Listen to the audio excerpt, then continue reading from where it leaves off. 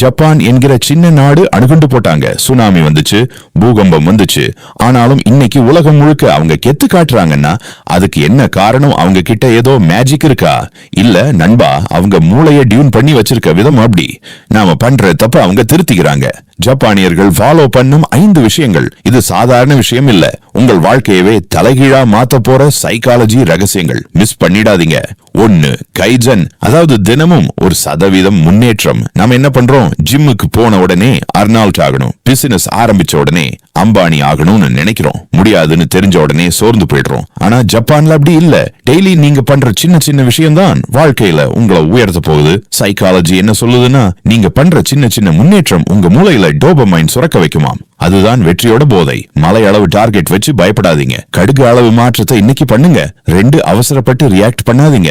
ஜப்பான்ல யாருக்கும் கோபம் வந்தா உடனே கத்தி கூச்சல் போட மாட்டாங்க. அமைதியா அடுத்து என்ன பண்ணலாம்னு யோசிப்பாங்க.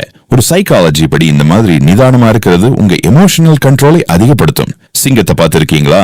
வேட்டை ஆடுறதுக்கு முன்னாடி எவ்வளவு அமைதியாக கவனிக்கும். அந்த மாதிரி உங்க மூளைய தெளிவா செயல்பட வைவீங்க. சும்மா சத்தம் போடாதீங்க. 3 டேஞ்சரி, அதாவது தேவையில்லாத குப்பையை தூக்கி எறியுங்க. இது உங்க வீட்ல உள்ள குப்பை இல்ல, உங்க மனசுல உள்ள குப்பை. உங்க வீட்ல எவ்வளவு குப்பை இருக்கோ அதே அளவு உங்க மனசுலயும் குப்பை இருக்கிறதா ஆய்வு சொல்லுது. உங்க மனசுல உள்ள தேவையில்லாத பொருட்களை தூக்கி போடுங்க. அப்போதான் உங்க மூளைக்கு மூச்சு விட இடம் கிடைக்கும். உங்க சுத்து வட்டாரம் சுத்தமா இருந்தாதான் உங்க சிந்தனையும் சுத்தமா இருக்கும். 4. ஹரா ஹாசிபு, வயிறு முட்டை சாப்பிடாதீங்க. ஜப்பான்ல ஒகினாவா தீவுல மக்கள் 100 வயதுக்கு மேல வாழ்றாங்க. ஜப்பான்ல மக்கள் 80% வயிறு நிறைய சாப்பிடுவாங்க. நாம என்ன பண்றோம்? பிரியாணி கிடைச்சா கழுத்து வரைக்கும் வெட்டுறோம். அப்புறம் எப்படி மூளை வேலை செய்யும்? சாப்பாட்டு மேல கண்ட்ரோல் வந்தா வாழ்க்கை மேல கண்ட்ரோல் வரும். உங்க உடம்புக்கு நீங்க அடிமை இல்ல, உங்க உடம்பு தான் உங்களுக்கு அடிமைங்கிறத இது புரிய வைக்கும். 5. சின்ட்ரிமியோகம், சும்மா காட்டுக்குள்ள நடக்கிறது. சிட்டிக்குள்ள கான்கிரீட் ஜெயில மாட்டிக்கிட்டே இருக்கிறோம். ஸ்ட்ரெஸ் ஹார்மோன் நம்மள கொண்டுட்டு இருக்கு.